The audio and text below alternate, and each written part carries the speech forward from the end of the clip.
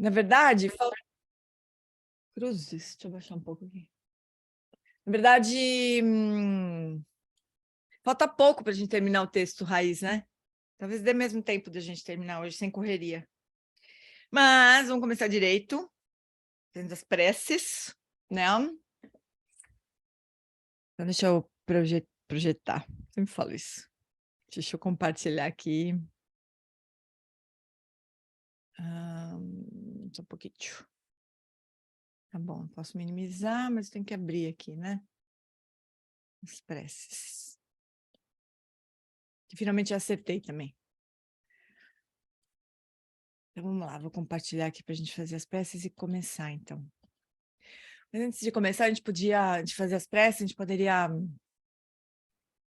só deixar a mente acalmar um pouquinho, trazer a consciência para o corpo, soltar a agitação da mente, os conteúdos todos, os movimentos todos.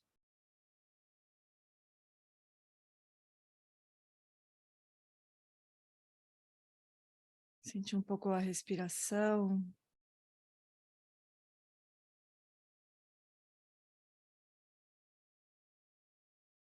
E abrindo espaço, então, para a gente poder estudar, refletir sobre o Dharma. Sentindo na presença de Guru Rinpoche, com as bênçãos do Lama.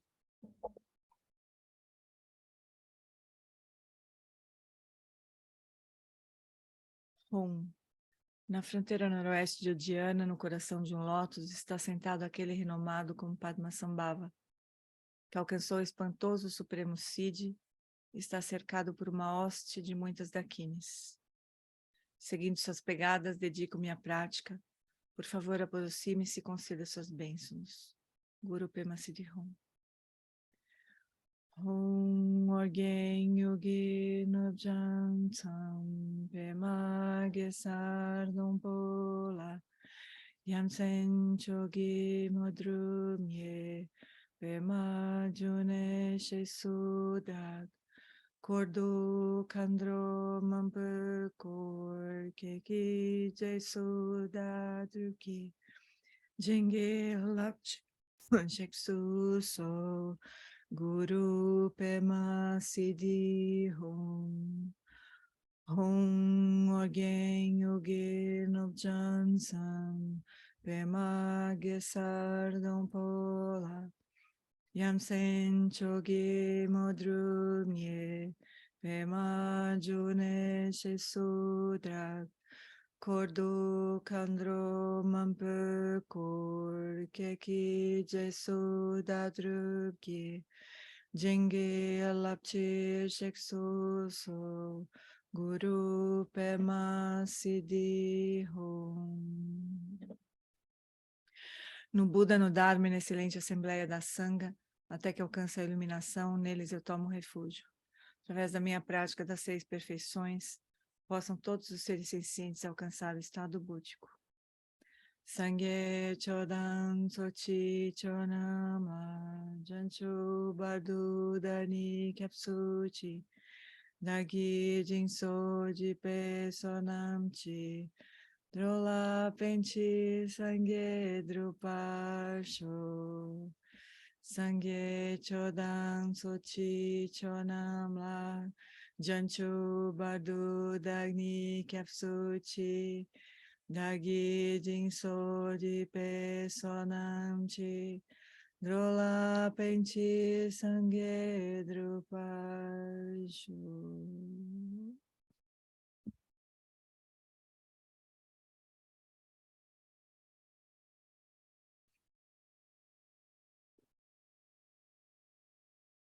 Se atrapalhei aí na musiquinha. Misturei as musiquinhas. Boa noite para todo mundo, Carolzinha, queridas, queridos todos. Então,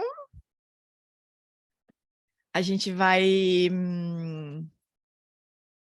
seguir então nosso estudo, praticamente terminando o estudo deste texto Transformando Felicidade e Adversidade em Caminho Espiritual, do Dodrupchen Rinpoche, terceiro Dodrupchen Rinpoche.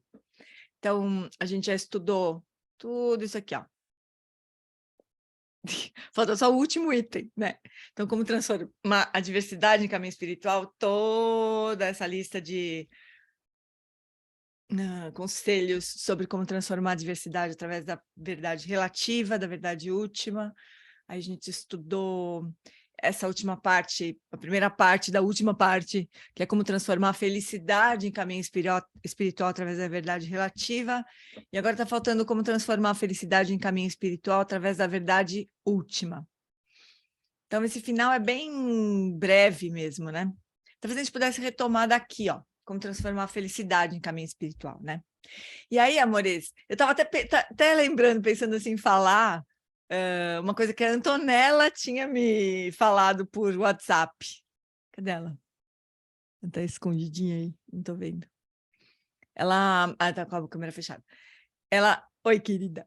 Ela tinha me falado um dia assim, eu leio tantas coisas, porque ela estava assistindo o Geshipend, ela assiste tudo, né? Aí ela estava assistindo o Geshipend, acho que é uma pergunta que a Ana fez pro Geshipend, se eu não me engano, que como que a gente faz para lembrar dos ensinamentos, né, na hora. Eu acho que foi a Aninha, não lembro quem foi que fez essa pergunta para o Geshipend, mas acho que foi a Ana. Como é que a gente faz para lembrar de tantas coisas, tantos ensinamentos, aplicar na hora e tal? E daí, no dia seguinte, a Antonella viu, me fala a mesma coisa. Olha, parece que as pessoas estavam fazendo perguntas no meu nome lá e o Geshipend estava respondendo para mim, porque eu também não sei como é que eu faço para lembrar de tanta coisa, eu estudo tantas coisas, eu leio tantos livros e tudo mais, né?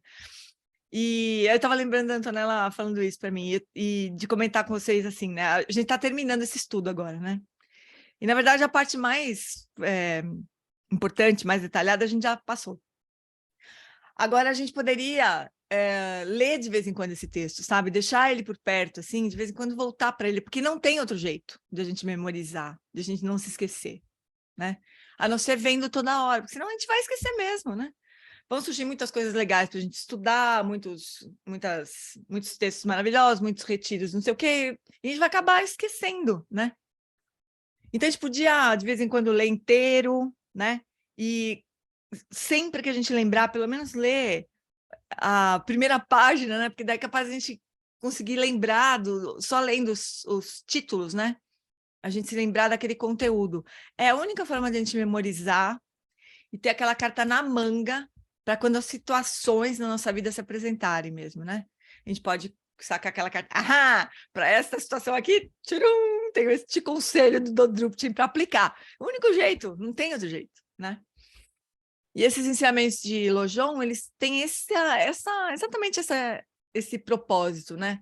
De dar conselhos práticos e muitos, inúmeros, né? Para a gente lembrar na hora que a coisa acontece, né? Não, pode ficar tranquila, querida. Só queria, imagina. Pode desligar, não tem problema nenhum. Você desligar a sua câmera. Então, vamos ver, ó. Então, a gente viu da diversidade. Vamos só ler a primeira página, então, inteira. Então, olha lá. Como transformar a diversidade em caminho espiritual, né? Então, primeiro, descartar a aversão, né? Essa atitude, esse hábito que a gente tem de ter aversão às coisas difíceis que acontecem na nossa vida, né? E desenvolver atitude de entusiasmo diante das adversidades. Que parece até piada, a gente fala, olha, fala, quê? Como assim, né? Mas aí, usar a diversidade como apoio para cultivar a renúncia, né? Sansara é isso, a gente lembrar, pô, Sansara é isso aí mesmo, né? Então, a gente cultiva essa canseira que a gente tem do Sansara, né? Usar a adversidade para tomar refúgio, já que o Sansara não entrega o que promete, então a gente toma refúgio, né? Como apoio para dissipar a arrogância, para purificar as ações negativas, para atrair a virtude, já que a gente não quer sofrer, né, as consequências das ações negativas, então a gente poderia desenvolver essa atração pela virtude. Apoio para o cultivo da compaixão e apoio para o cultivo da atitude de apreciar mais os outros do que a si mesmo, né? Bom, e depois, como a diversidade em caminho espiritual através da verdade última, é meio que fácil, né? Pode compartilhar esse documento, porque entrei no meio do caminho desse estudo e não tem texto. Simone, na descrição, eu posso compartilhar, mas só para você saber, na descrição do grupo, no WhatsApp, tem um link para um drive, e lá está todo o material que a gente usa, tá? Mas eu posso compartilhar. Obrigada, viu? Imagina. Então, agora, como transformar a felicidade em caminho espiritual, né? Então, vamos voltar rapidinho aqui através da verdade relativa, quer dizer, enquanto a gente tem essa visão dual, né? Isso que é a verdade relativa, a gente tem essa visão dual, tem eu aqui e o mundo fora de mim, separado de mim, independente de mim. Quando a felicidade e as condições objetivas para a felicidade ocorrerem, se você se deixar controlar por elas, a arrogância, orgulho, complacência, etc., crescerão e obstruirão seu caminho espiritual. É difícil não sucumbir à sua influência, pois, como disse Padampa Sanghi, as pessoas conseguem lidar apenas com um pouco de felicidade, mas conseguem lidar com muita diversidade. Porque a diversidade dói, né? A gente quer sair correndo, a gente quer dar um jeito. Felicidade não, né? E claro que ele está falando da felicidade mundana aqui, né, pessoal? Obviamente, ele está falando dos prazeres mundanos, essencialmente, aqui, né? Não é da felicidade genuína, assim, né? Que é, né, da própria liberação, óbvio, né? Portanto, sob diversas perspectivas, veja essas coisas como impermanentes e insatisfatórias e cultive um forte sentimento de desilusão. Tente afastar sua mente do desleixo e pense: todos os prazeres mundanos são frívolos, estão entrelaçados com muitos problemas. Entretanto, alguns deles possuem qualidades positivas. O Buda disse que para as pessoas que estão privadas de liberdade como resultado do sofrimento, é muito difícil atingir a iluminação. Mas aquele que repousa na felicidade atinge a iluminação com grande facilidade. O fato de eu ter a oportunidade de praticar o Dharma em tal estado de felicidade é uma grande fortuna. Portanto, neste momento, eu devo, de todas as formas, converter a minha felicidade em Dharma. E uma vez que o Dharma também gradualmente dá origem à felicidade, eu devo praticar de acordo, ou de modo que o Dharma e a felicidade se complementem. Se não fizer, assim como acontece ao ferver água num recipiente de madeira, eu acabarei no mesmo lugar onde comecei. Com fogo apagado, exclusive, né? Você deveria aprender a essência ao sinceramente integrar ao Dharma qualquer felicidade experimentada. Essa é a mensagem da guirlanda preciosa de Nagarjuna. Então, assim, se a gente tem uma condição em que a gente está experienciando a felicidade, bem-estar, conforto, prazer, né? A gente poderia aproveitar isso para praticar o Dharma, né? Aproveitar essa condição que a gente desfruta nesse momento, lembrando, inclusive, que a impermanência está sempre lá na porta, esperando, né? Está sempre prontinha para entrar em ação, né? E a coisa toda pode girar, e aí assim a gente vai pensar: puxa vida, eu tive tanta chance de praticar e desperdicei o tempo, né? Mesmo que você esteja feliz, se falhar em reconhecer a felicidade, você não será capaz de utilizá-la em sua prática do Dharma. Assim como um antídoto contra devotar sua vida a uma miríade de preocupações e atividades, na busca de apenas um pouco mais de prazer, reconheça o agradável como sendo agradável e devote-se ao néctar do contentamento. Né? O contentamento protege a gente de ficar desperdiçando todo o nosso tempo em busca de mais e mais e mais e mais prazeres, né? Existem outras práticas para transformar a felicidade em caminho espiritual e assim por diante, como relembrar a bondade das 3 joias e os ensinamentos para o cultivo do espírito do despertar, da bodhicitta, né? Mas o que vimos por hora é suficiente. Recorrendo ao isolamento, você deve treinar alternadamente nas práticas de acumulação de mérito de sabedoria e de purificação, da mesma forma como faz para transformar a diversidade em caminho. Eu lembro que alguém aqui nesse momento aqui perguntou sobre o Nondro, né? Que é um pouco, essencialmente a prática de Nondro, são práticas de acumulação de mérito de sabedoria e de purificação, né? Como uma preparação para a prática de Guru Yoga, que é a culminância do Nondro. Mas, e aí a gente comentou de que quando a gente começar a estudar os 4 pensamentos transforma a mente, no próximo encontro, a gente pode, depois que terminar isso, a gente pode falar um pouquinho sobre o Nondro, né? Que é, acho que alguém, eu tô louca, ou foi nesse momento aqui que alguém pediu para... Foi, Gê, foi. A Lelis, eu acho, não foi? Foi, Gê, porque inclusive tu lembrou que os 4 pensamentos é a primeira etapa do mundo, né? Aí a Exatamente. gente já aproveitava e já falava um pouco. Beleza. Então, foi isso mesmo. A gente vai aproveitar e falar. Então, aguardem. Agora, então, última sessão aqui do nosso estudo. Como transformar felicidade em caminho espiritual através da verdade última. Ou seja, eu não sei nem... Fica até engraçado. Vamos ver o que ele vai dizer, né? Mas a verdade última seria assim, né? Eu atinjo a iluminação. E a partir daí, então, sei lá, não faz mais nem sentido falar em caminho, né? Espiritual, quer dizer, você já tomou a verdade última como... Já atingiu, né, a realização da verdade última, mas vamos ver como é que ele fala. Então, a prática na dependência da verdade última deve ser entendida a partir da explicação prévia, quer dizer, de tudo que ele falou, né? Se você não conseguir praticar o Dharma quando estiver triste, devido ao que a tristeza provoca em sua mente, e se você não conseguir praticar o Dharma em tempos de felicidade, porque fica apegado à felicidade, então não haverá momento algum no qual você conseguirá praticar o Dharma, né? Então, eu acho maravilhosas essas frases óbvias e tão... que a gente não, de jeito nenhum que acha isso, né? É tão óbvio, né? Quando a gente tá triste, a gente pensa assim, não, quando isso passar, ou quando a gente tá perturbado por alguma razão, não, quando isso passar, aí eu vou praticar. Mas aí quando a gente tá super bem, a gente fala, agora eu não vou praticar não, vai, deixa, né, deixa eu curtir um pouquinho aqui, pois eu deixo para depois, né, já que tô tão bem agora, né? Então a gente não tem chance nenhuma de praticar nunca, né? Assim, se você está decidido a praticar o Dharma, não há nada mais útil do que isso, do que praticar, né? Se dominar essa prática, onde quer que você esteja, em isolamento ou numa cidade, acompanhado de bons ou maus amigos, seja você rico ou pobre, feliz ou triste, quer você ouça elogios ou críticas, palavras agradáveis ou desagradáveis, uma vez que você está livre do medo de que qualquer uma dessas situações possa lhe derrubar, você responderá como um yogi, que é como um leão. O que quer que faça, somente estará alegre e espaçosa, e seu caráter será puro e benevolente.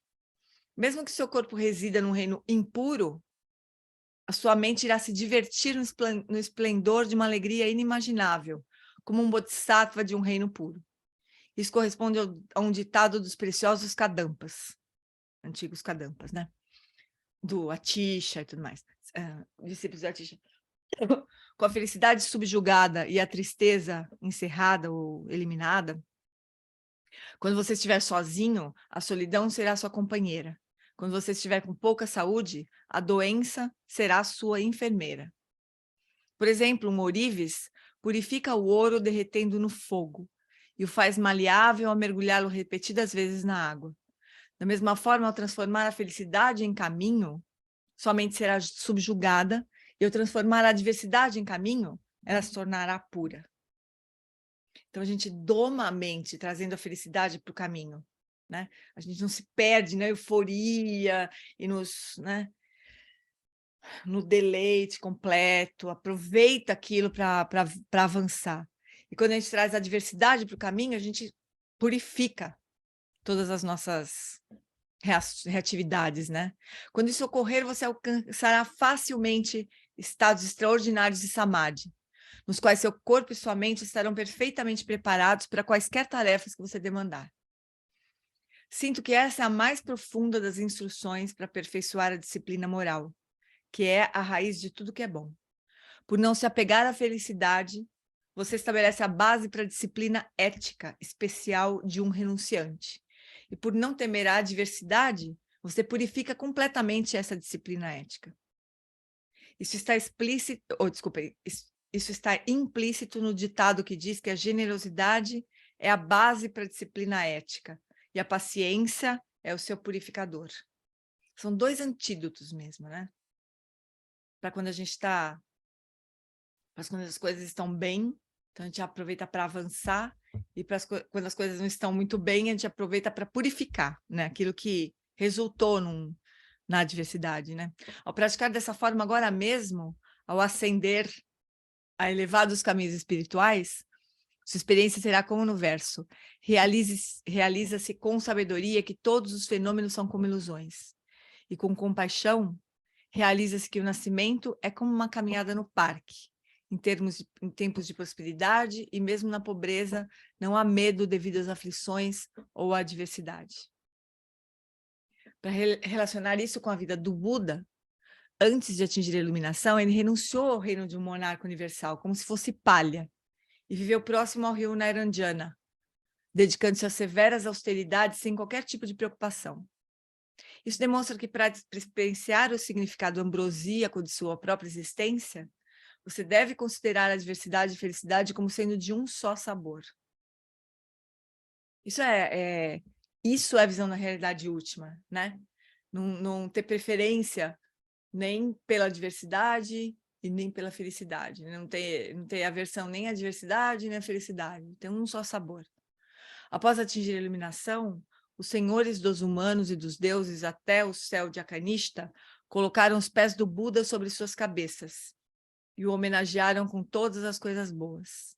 O Brahmani Bharadvaja o insultou uma centena de vezes.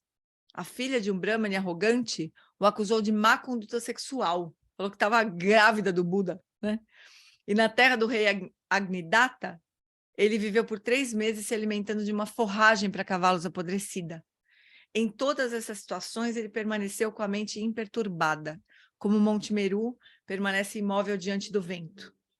Isso demonstra que, para servir às necessidades dos seres sencientes, você precisa considerar a diversidade e felicidade como tendo um só sabor.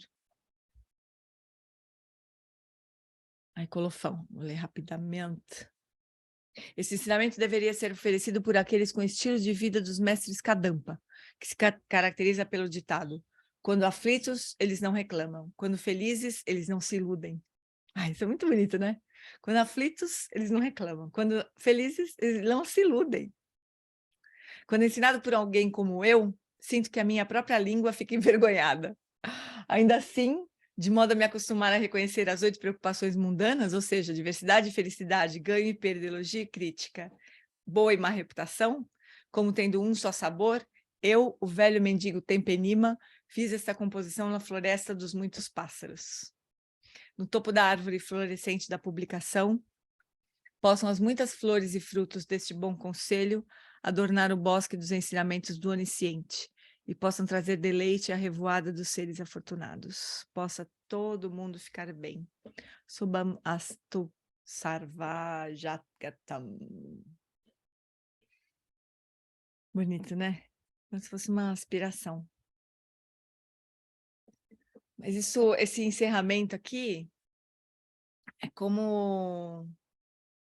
O Lama, numa reunião recentemente, e eu também não consegui achar isso, mas eu lembro muitas vezes dele falar isso também, que no final, ele acha que no final do livro, em que oh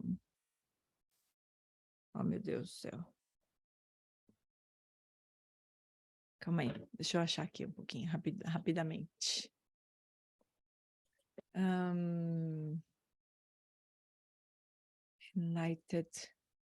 Enlightened courage, será? Courage. Acho que é Enlightened Courage, que é o livro do Dilgo Khyentse Rinpoche, né? O Lama acha que no final desse livro, mas eu não consegui achar, que o Dilgo Khyentse fala que quando um bodhisattva está prestes a atingir a iluminação, tipo, falta muito pouco, assim, falta só um último véuzinho, assim, ele não tem mais nenhuma preferência, nem pelo Sansara, nem pelo Nirvana. Então, esse momento em que não tem nem apego... Como é que é a frase que ele fala aqui? Super bonita aqui. No sofrimento, como é que é?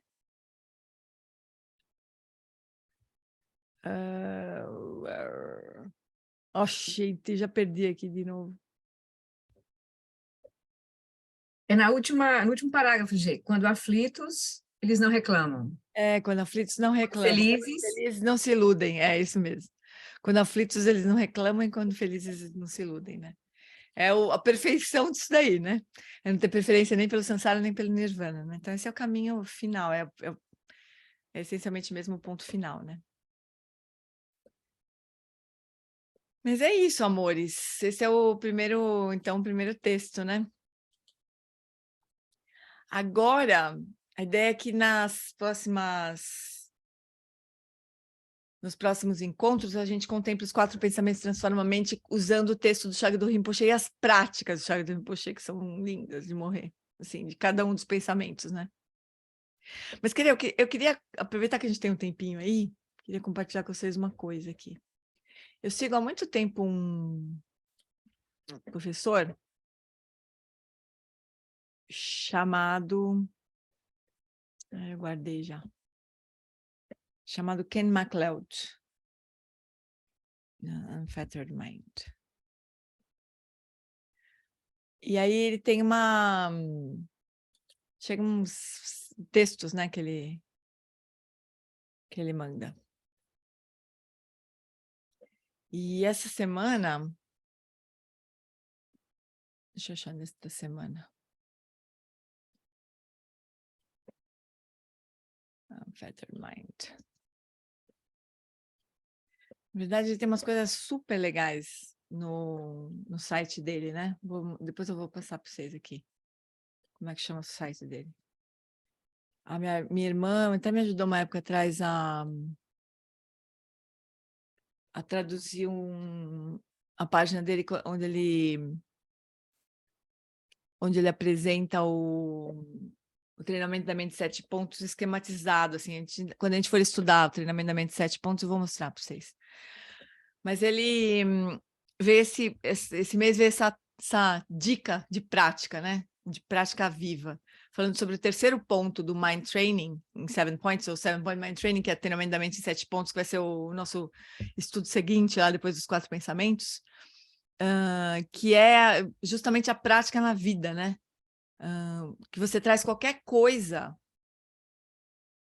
que você desenvolver na prática formal para a sua vida, né? Especialmente você traz a sua prática para situações difíceis, que é quase a mesma coisa, né? Só que é só olhando de um jeito ao contrário aqui um pouquinho. Mas ele fala uma coisa super bonita aqui, ele fala que como é que a gente faz para tornar uma prática viva, né? Então, voltando um pouco para aquela tema da Antonella e da Ana, né? Como é que você dá vida para a prática? Como é que você vive a prática, né? Então ele fala que tem 3 passos assim. Primeiro você aprende como fazer, né? Depois você treina até que aquilo se torne a sua segunda natureza. Então, por exemplo, a gente aprende como transformar a diversidade em caminho, conforme o Dodrup te ensinou, né? Aí a gente treina até que aquilo vira a nossa segunda natureza, né? Depois a gente elimina qualquer coisa que impeça que aquilo se expresse quando for necessário, né? Então, o ponto para a gente é agora seguir assim, né? Eu não quero me estender nesse texto, porque ele é bem comprido, mas eu posso depois mandar para vocês. Na verdade, o site dele é mais legal. Aqui não tem nadinha traduzido, mas quem entender inglês também tem muitos ensinamentos, é muito legal o site dele. Mas agora acho que o nosso trabalho é esse, né? É não deixar esse texto ser esquecido, né? A gente botar na nossa frente, assim, deixar ele por perto. Por isso que a gente não vai estudar muitas coisas diferentes, né? Na verdade, quando a gente for estudar, vocês veem, o terceiro ponto do 7 Point Mind Training, treinamento da mente 7 pontos, é essa mesma coisa, trazer a diversidade como caminho, né? Então, a gente vai voltar para os mesmos temas muitas vezes, né?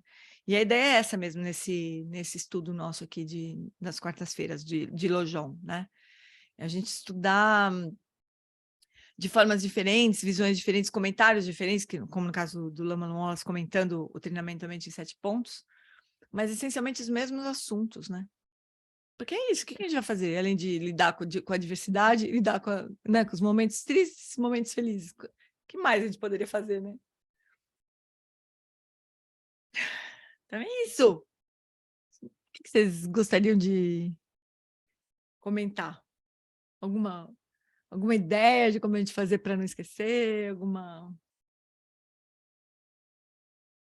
Algum comentário?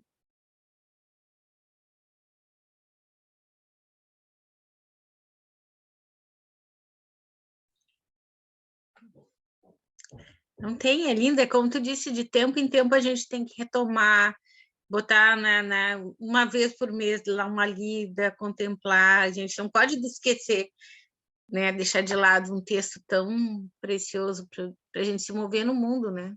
É. Acho que a gente precisaria criar uma coleçãozinha, assim, né, de textos que a gente vai voltar o tempo todo. Como esse é um texto que o Lama Wallace mandou muitas vezes para mim, eu desconfio que ele seja um texto importante para te fazer isso, sabe? Dentre todos os infinitos que existem, né? E o texto sobre o treinamento da mente em 7 pontos que a gente vai estudar, também é um texto que o Lama escreveu 2 livros sobre ele, né? Acho que vale a pena de dar uma olhada, né? Oi, Aninha, o Paulo. Eu tenho, assim, que todas as manhãs, antes de fazer a meditação, colocar as aspirações, Uhum, mas colocar a aspiração, não aquela aspiração muito elevada que você não consegue atingir, né? Colocar uma aspiração mais acessível, menorzinha, um pequeno degrau, e procurar lembrar dessa aspiração várias vezes, uhum. começa a nos abrir a possibilidade de lembrar mais mesmo, de sair daquela mecanicidade do cotidiano e olhar para as situações e dizer, opa, aqui eu tenho uma oportunidade em que eu estou vendo, por exemplo, a adversidade, estou Uhum. vendo a possibilidade de tomar uma atitude reativa ou uma outra atitude. É. Então, eu acho que essas aspirações para mim foi uma coisa muito boa. É Uhum. claro que 99% do dia passa batido, mas em algum momento aí pode haver uma lembrança, né? O que o Paulo está falando é muito útil mesmo, porque apesar de a gente pode pensar, puta, o texto é longo, como é que eu vou lembrar de tudo, e não sei o quê. Mas se a gente pensar que o primeiro passo para a gente aplicar esses ensinamentos é não reagir, é quando alguma coisa, uma adversidade surge, né? Qualquer coisa que dá aquela entortada na gente, assim, né? Quando qualquer coisa que dá uma entortada surgir, se a gente pelo menos se lembrar de não não permitir que surja aversão àquilo, né? Aquele primeiro, porque é como se esse texto fosse uma cascata, assim. Primeiro ponto, o que, que seria, né? A gente eliminar a atitude de aversão, não é o primeiro conselho que ele dá? Eliminar a atitude de aversão à diversidade, né? Se pelo menos a gente lembrar disso, nesse primeiro ponto, pode ser que todo o resto apareça na hora pra gente, né? Depois que a gente, pelo menos que a gente não tenta, se a gente olha para a diversidade e não tem aquela vontade de acabar com aquilo de uma vez, assim, rapidinho, e falar, opa, agora surgiu uma oportunidade de eu praticar, se pelo menos isso a gente lembrar, pode ser que o resto venha, né? Pode ser que não, mas pode ser que sim, né? Vai que vem, né? Então, acho que essa coisa de fazer esse hábito de estabelecer uma motivação de manhã, uma motivação possível, e eu acho que essa é possível, não é, Paulinho? Assim, de quando surgir alguma coisa que me entorta, de eu não gerar aquela versão imediata e falar, puta, agora está uma oportunidade aqui de eu praticar. Eu acho isso possível. Só é possível porque a gente está tendo esses ensinamentos Ah, claro. maravilhosos, senão Não, com você quer a certeza, Paulo, primeira, não é? Com né? certeza. Isso não é sabedoria comum, não é senso comum. É contramão do senso comum. Contramão. Né? Mas, considerando o quê? Somos praticantes de Lojong, né? Então, para nós é possível, né? A gente. Eu acho que é possível mesmo a gente lembrar. Fala, Flor. Está lembrando que o Miguel Rinpoche, uma vez, ele deu uma dica dessa, assim, de como a gente deveria estudar, né? E ele disse, você deve estudar um texto, você pega um texto como esse, por exemplo, você pega um parágrafo, ou um tema do texto, você lê, estuda, aí você tem que traduzir, resumir com as suas palavras aquilo que tocou você, aquilo que representou para você. Porque aí você toma posse do ensinamento, sabe? Ele deu essa dica, assim, você resume para você claramente aquilo que uma coisa, uma frase simples, aquilo que resumiu para você aquilo, né? que significou para você. Trazer para tuas palavras. Que nem o Eric Toda fala, versão. né? O Eric fala que a gente precisa estudar o Dharma. E uma coisa é estudar, outra coisa é ler. Ler, né? Estudar é fazer isso que você está falando. Você lê um parágrafo e se você tivesse que explicar para alguém, como é que você falaria aquilo lá? Como é que você explicaria para alguém, né? Ele fala até para a gente ler em voz alta, quando a gente estiver lendo o Dharma. O Eric fala, né? Para a gente ler em voz alta, como se tivesse muitos seres ouvindo o Dharma. Ele diz que tem, né? Sempre muitos seres ouvindo o Dharma quando a gente está lendo em voz alta. Mas aí, uma coisa é ler, outra coisa é estudar. Por exemplo, esse primeiro ponto, que é o principal, né? A gente não ter, né? Acolher a diversidade, não ter aversão. Aí a gente precisa, como é que é isso? Como é que é não ter aversão à diversidade? Aí a gente vai ter que entrar em contato com o sentimento, o nosso sentimento, né? Aprender a olhar para ele e ficar com ele, né? Aprender a ficar com ele. E não reagir, porque a gente simplesmente, quando vem, a gente tem um sentimento contrário e você, pá, você já foi, né? Então, pressupõe a gente fazer isso. Como é que eu não... Como é que eu contenho a minha aversão? Primeiro, eu tenho que ver a minha aversão. Né? Tentar acolhê-la, né? Trazer para o colo mesmo, assim, acolher. Porque é só assim que eu vou eu poder... vejo assim, ó. Eu não vejo como acolher, mas eu vejo assim como... Falar assim, puta... Como se eu estivesse realmente falando, agora eu vou praticar. Tipo, tá aí, agora eu vou praticar, sabe? Tipo, surgiu uma oportunidade para praticar. Né? Que é um pouco aquele... Não chega a ser um entusiasmo, no meu caso, não um entusiasmo, oba! Agora eu vou praticar, não é bem assim, né? Mas é tipo, beleza, agora tá na hora, agora eu vou praticar. É isso aí, né? Tá na minha mão agora, né? Oi, Cris, fala, amorim. O que eu queria falar é que uma coisa que eu tenho, assim, posto em prática, que eu acho que dá para a gente ir pondo esses ensinamentos mais no nosso dia a dia, é a gente prestar mais atenção, é o foco de atenção, Sim. sabe? Que a gente... Então, por exemplo, tudo que eu consigo prestar atenção, dá para eu aplicar algum ensinamento. Vamos dizer que é o primeiro... Só para dar um exemplo. Primeiro, uma condição básica, né? Porque se a gente não prestar atenção, um abraço. Não Porque dá pra... o dia a dia da gente, às vezes, come a atenção da gente, né? E a segunda coisa, por exemplo, só para dar um exemplo, eu tenho quebrado muito os dentes. E eu tenho ido ao dentista e ele falou, mas você está apertando muito a boca. Aí eu vim com aquilo na cabeça e aí eu pensei, isso é raiva. Se eu estou apertando, isso é raiva. Por que eu estou apertando? Por que eu estou com raiva? Então, usar essas coisas assim, que às vezes a gente não se dá conta, né? Porque apertar é porque eu estou com raiva, eu estou descarregando no dente. Então, por quê? Por que está acontecendo? Tudo que acontece, eu acho que a gente tem que aproveitar para isso mesmo. aplicar os ensinamentos. Exatamente. Fala, Antonella. Oi. Fala, Moral. Então, a minha questão também de colocar em prática, né? O que tem me ajudado é escutar várias vezes a mesma coisa e escrever, transcrever, sabe? Umas falas, tanto tuas, como do Geshe Pende, como do Eric, um caderninho. E aí, eu fico com esse caderninho junto de mim o tempo inteiro. É um mini caderninho, é um titico aqui. Mas, assim... O meu também, é como se eu tivesse um instrumento aqui na minha mão. E tem funcionado assim, quando eu percebo que a diversidade chegou, eu seguro no meu caderninho e falo, tá aqui, não esquece, tá aqui. E eu respiro e já acho que, obviamente que não todas as vezes, mas pelo menos no trabalho tem sido bem útil o caderninho junto Que comigo. bárbaro.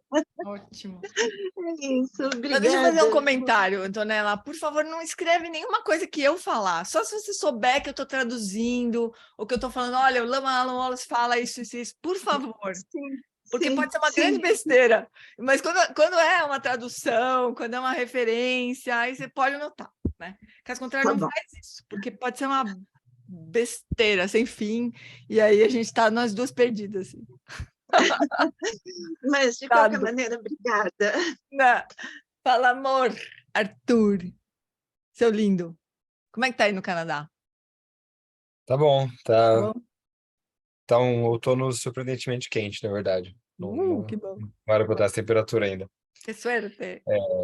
Fala, amorê. Uma coisa que Porque não é um texto que eu achei muito fácil de me relacionar, assim, desde o começo. É difícil, né, alguém falar para você curtir a diversidade, não é uma coisa muito intuitiva.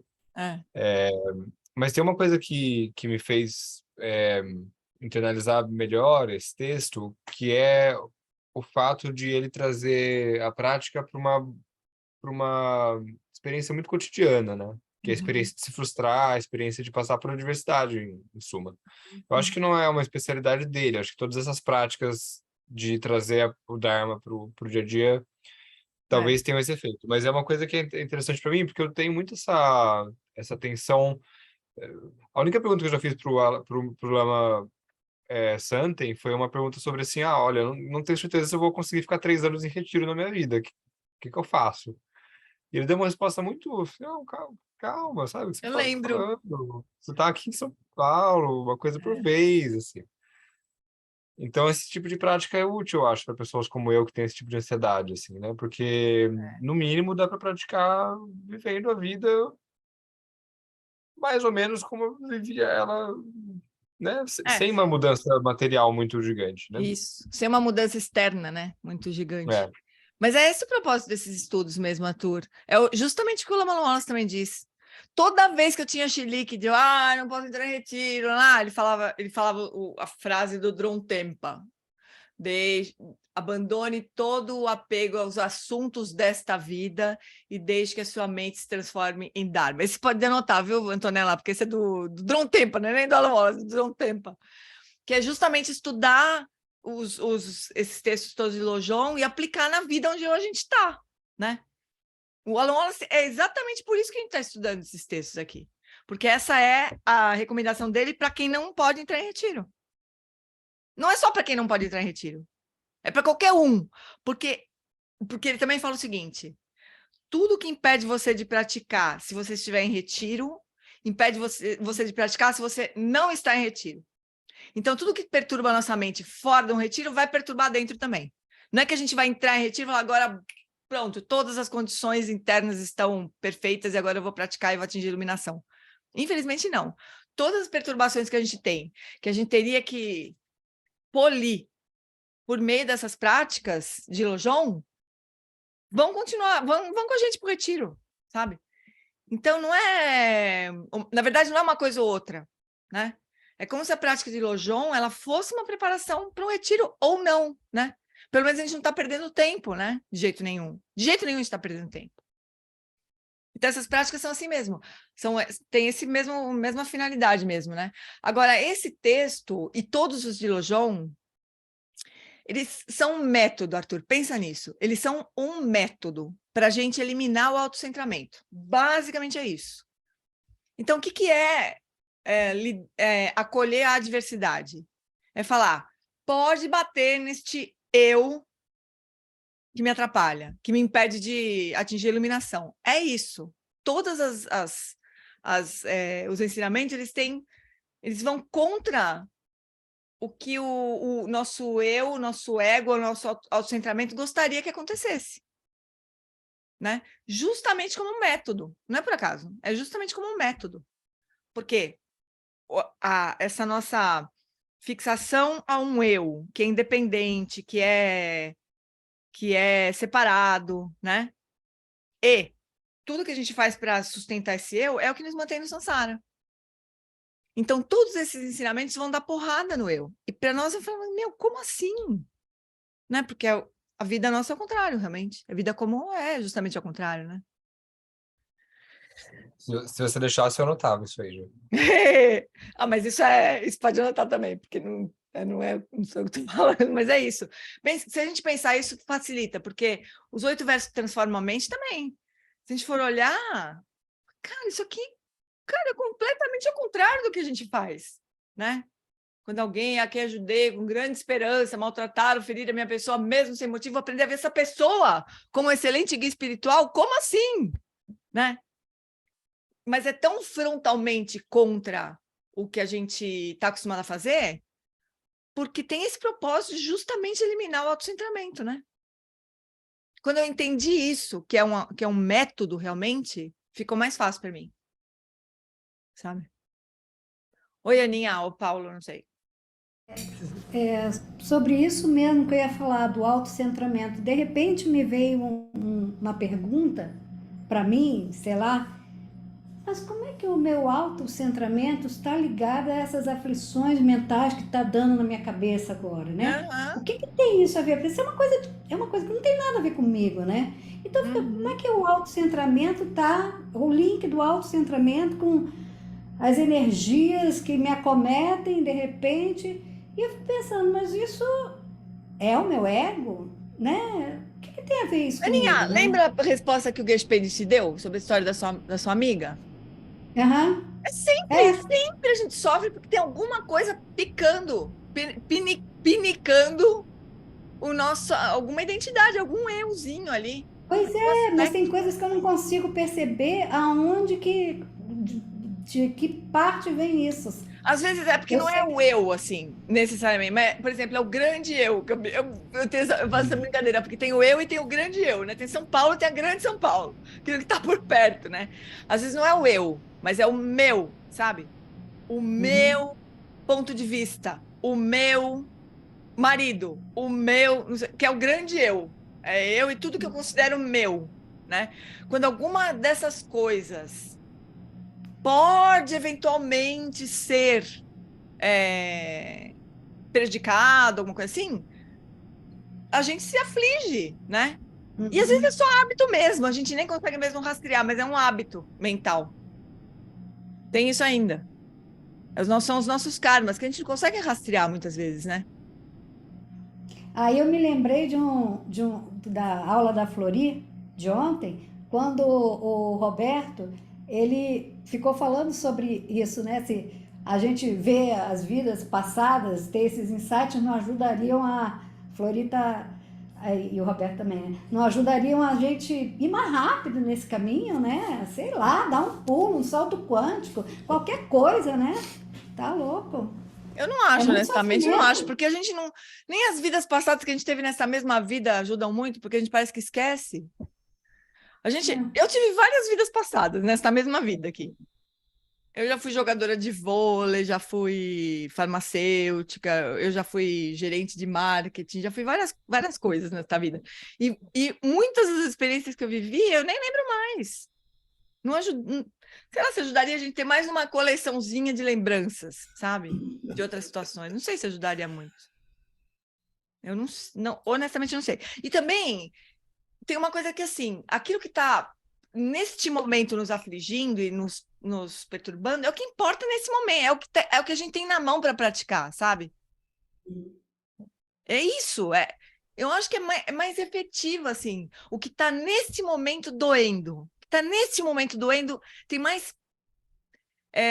eu acho que tem mais poder de transformação do que alguma coisa que a gente lembre, ou que a gente nem vai se reconhecer, Ana. Se alguém... Uma vez o Lama Santa falou para mim isso, ele falou assim, se você... Pensa assim, se você se encontrasse... Como é que foi? Se você se encontrasse, por acaso, né? Desse um tempo que fizesse assim, né? E você se encontrasse com você mesma numa vida anterior, você não se reconheceria. É uma outra existência, uma outra circunstância, sabe? Eu não sei bem. Sei lá, você se reconhece nas coisas que você fazia antigamente? Tem uma coerência? Eu não tenho muita coerência nas coisas que eu fazia. Eu também não. Eu acho que assim, minha opinião, né? Eu acho que o que está acontecendo com a gente nesse momento, que nos perturba neste momento, é o que tem mais poder de transformar. Porque está doendo. Está doendo, está incomodando, sabe? É porque está tocando alguma coisa nossa ali. E é para isso que está sendo tocado que a gente pode olhar, sabe? É minha opinião. Vou anotar isso também. Não! Então, ela tá assim, opinião da Jeane, que não significa nada, absolutamente. Oi, Atila, fala, amore. Então, isso que você está dizendo aí, de acordo com a sua opinião, nesse mesmo texto, no livro que o Lama Zopa escreveu, comentando esse texto, no final do livro ele tem um conselho do coração, né? Que na verdade, até hoje eu não consegui diferenciar se é dele ou se é do autor, porque ele mistura um pouco na linguagem os dois. Mas ele tem uma abordagem assim, de Tamatra, de que a mente, que é justamente isso que você está dizendo, que as aflições, as adversidades e a felicidade surgem da mente.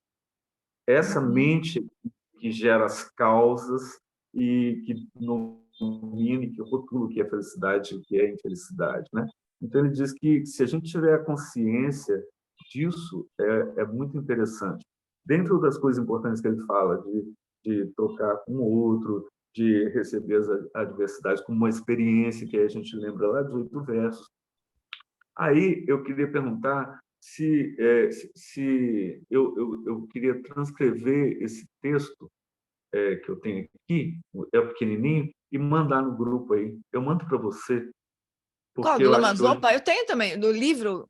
É um livro bem... o livro pequenininho. É só a parte lá, Conselho do Coração, que é no finalzinho do livro. Pode, claro que pode. Fotografa, Atila.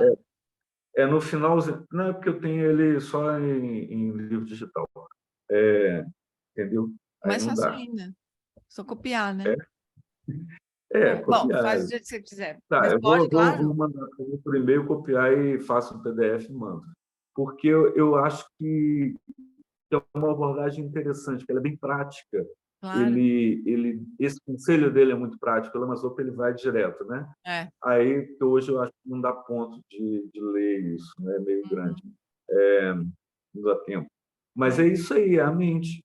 Né? Se a gente tiver... também um ponto interessante, se a gente tiver a consciência de que é essa mente que a gente tem que vai gerar o sofrimento agora e os futuros.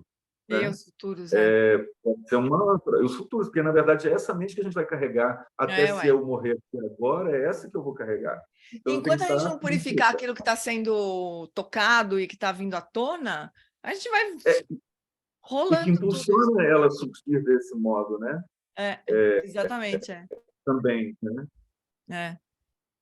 Boa, Atila, faz isso sim. Se não conseguir, por alguma razão você não conseguir, me fala, porque eu tenho o livro, eu posso fazer com Google Lens. Dá para digitalizar. Sim. Eu vou fazer assim, eu vou mandar ele para mim por e-mail, que aí eu consigo digitalizar, transformar no PDF. Tá bom. Que eu consigo mandar para mim. Beleza. Beleza. Tá. Fala, Morei, Antonella. Oi. É uma pergunta.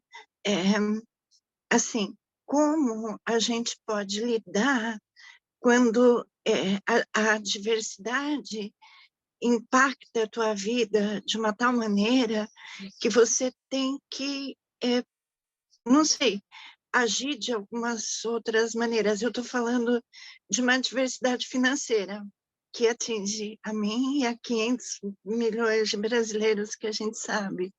E aí é uma adversidade séria, porque quando chega que você não tem dinheiro para pagar o aluguel, é uma adversidade, né? E como que a gente lida com isso sem ficando feliz, na verdade? É isso. Mas não é exatamente ficar feliz, né, Antonella? Não é isso. Não é ficar feliz, não é. Eu acho que eu me expressei mal. É como lidar com essa dificuldade de uma forma boa, de uma forma de aprendizado. Eu acho que é uma diversidade... Eu acho que tudo que ele explicou ali sobre a diversidade, acho que vale, sabe?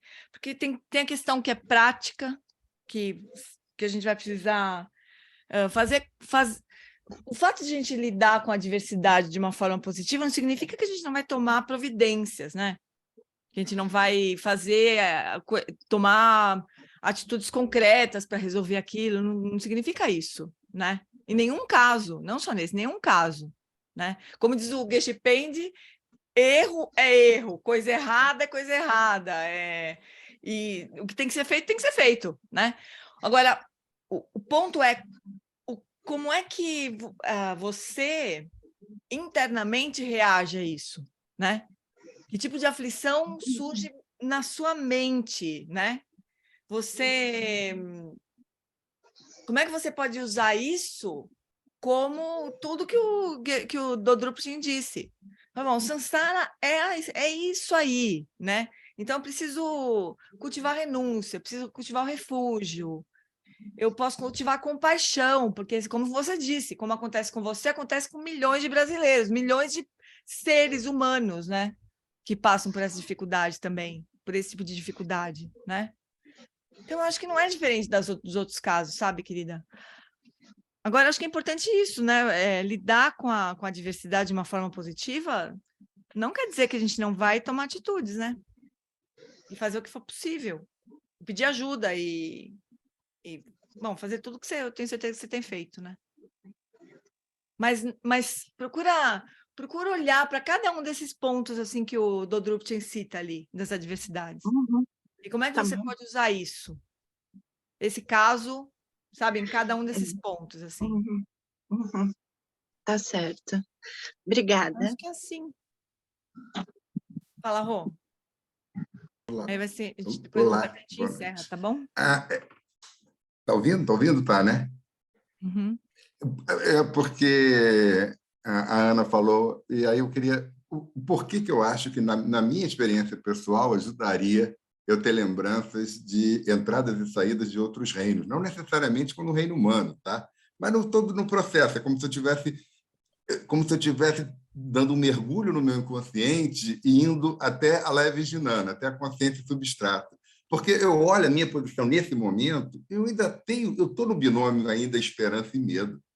Por mais que eu ache que isso, na verdade, porque que eu preciso? Eu preciso realmente diminuir o autocentramento, que é sinônimo de perceber com emergência. Eu não tenho dúvida disso.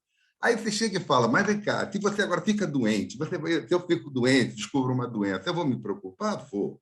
Não vou me enganar. Entendeu? Tem tantas coisas assim que você fala, agora, nesse exato momento. Agora, se eu chegasse e visse, eu tivesse uma realização, ainda dentro do sutil, ainda dentro do samsara, de que desde tempo, sem princípio, eu estou nascendo, morrendo no processo. E mesmo como a Jane falou, eu nem vou me identificar com aqueles seres, porque nem parece eu, porque às vezes a gente já tem dificuldade de identificar com uma lembrança dessa própria vida muito antiga, imagina de outros reinos, né?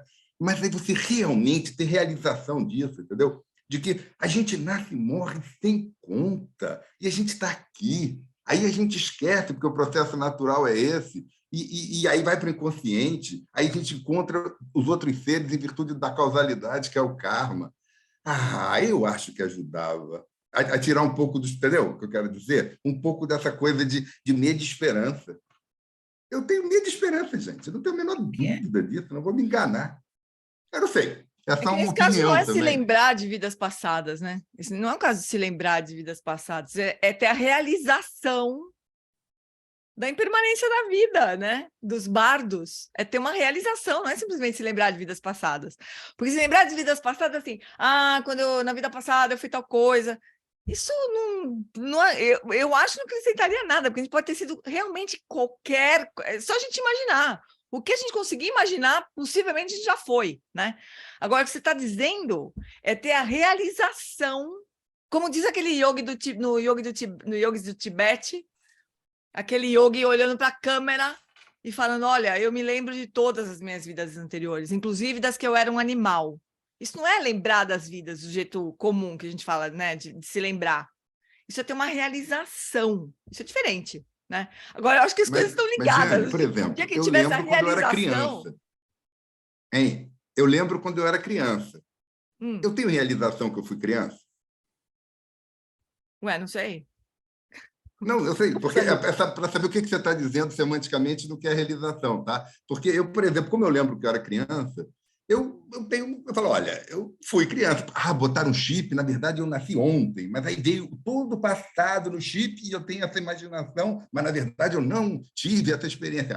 Você falou, é pouco provável, porque, entendeu? Então, eu fico um pouco com dúvida, eu não sei, eu estou concordando contigo que simplesmente uma lembrança egóica de que você foi fulano noutra vida, que nem tem um pouco no espiritismo, não vai ajudar nada, isso eu também concordo. Mas você tem uma realização de como funciona o samsara, eu acho que, Roberto, o Buda, ele só teve essa realização na noite da iluminação. Então, o que eu estou querendo dizer, o que você está desejando... assim, está muito perto da iluminação, eu acho, sabe? É só lembrar disso, o Buda só teve essa... Ele só revisitou todas as vidas anteriores, viu toda a lei da causalidade, na noite da iluminação. Então, assim, é uma baita realização, não é simplesmente lembrar. Porque lembrança é uma coisa... que fica que fica na mesma categoria de sonho. O Lama Wallace, ele fala assim, que os pais dele fizeram muitos cruzeiros, inúmeros cruzeiros, né, na vida deles, assim. E teve um momento que eles já não sabiam mais se eles tinham sonhado ou se eles tinham vivido aquilo mesmo, sabe? Aquilo fica na mesma categoria, assim, a gente não tem mais ideia se a gente sonhou, se a gente viveu... Então, eu não sei que efeito teve. Talvez sim, não sei. Obviamente que eu não sei. Mas eu acho que, se a gente lembrar que isso aconteceu com o Buda, assim, nos 46 do segundo tempo do caminho dele, então, talvez não seja uma coisa tão simples, né? A gente ter esse... talvez. Isso. No fundo, eu acho que é um truque que eu gostaria de diminuir o meu desapego. Eu acho que, no fundo, é isso, entendeu? Eu queria ter menos desapego, né? Aquele binômio medo e esperança. Desapego, né? Desapego, aumentar o desapego, na verdade. Falei errado, né? Diminuir o apego.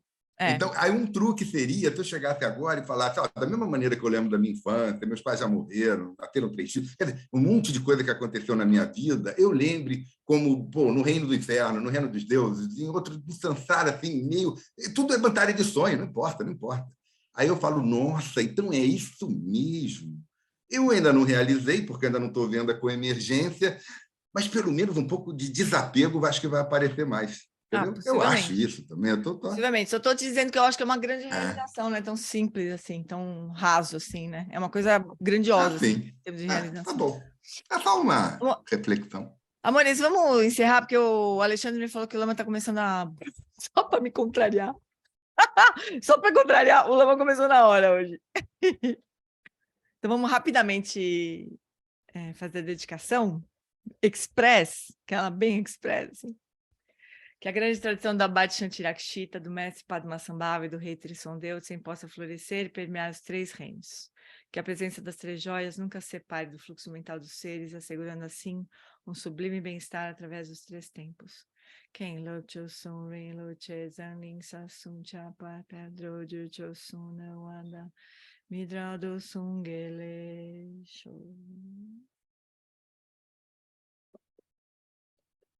Muito bem, fofuras. Beijo, até semana que vem. Semana que vem, 4 pensamentos transformam a mente. Tchauzinho. Boa semana, pessoal. Tchau, valeu. Tchau. Obrigada. Obrigada. Tchau. Beijo.